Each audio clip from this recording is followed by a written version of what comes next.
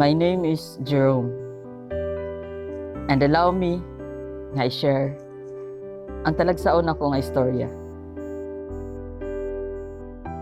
Bago lang ko sa syudad o wala kayo ko'y mga friends. Na ako'y duha ka mga igsuon nga akong gipa-eskwela. Akong love life, wala na ako nagi-priority.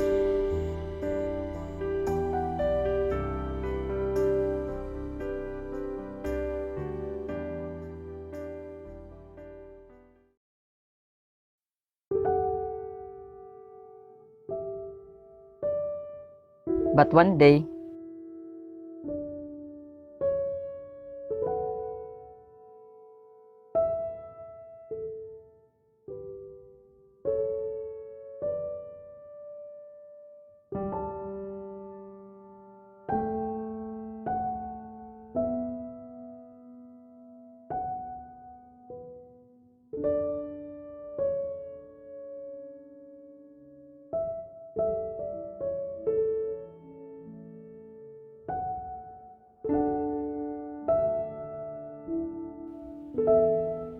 nakabangga nako ang usa ka gwapa nga babae. Gitabangan ako siya punit sa iyang mga gamit. Ni-smile siya og nag-thank you. Her eyes were bright and kind. I wanted to talk to her, ask her name, pero naula ko hangtod nilakaw na siya. Sa pagsugod na kog lakaw paingon sa terminal, nilingi pa ko niya, pero wala na siya ug nakita na ko ang isa ka lipstick. Na-realize na ko nga nahabilin iyang lipstick. I decided to look around for her. Sa akong paglakaw, gahuna-huna ko kung unsay isulti nako. Unsaon ako pag-introduce sa akong kaugalingon niya. Surely, she was out of my league.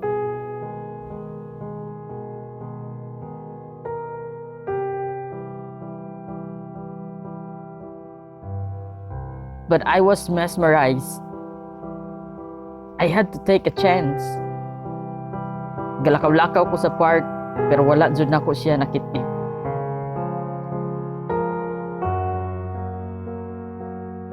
She was gone. And I was left there, holding her lipstick. Ug gidawat ang kamatuoran, nga dili na nako siya makita pa pag-usab.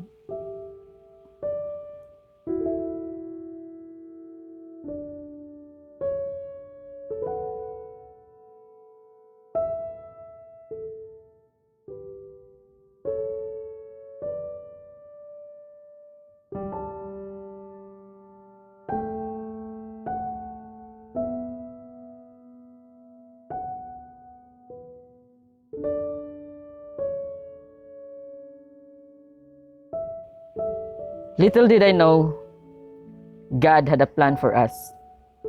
Our paths crossed for just a moment that day.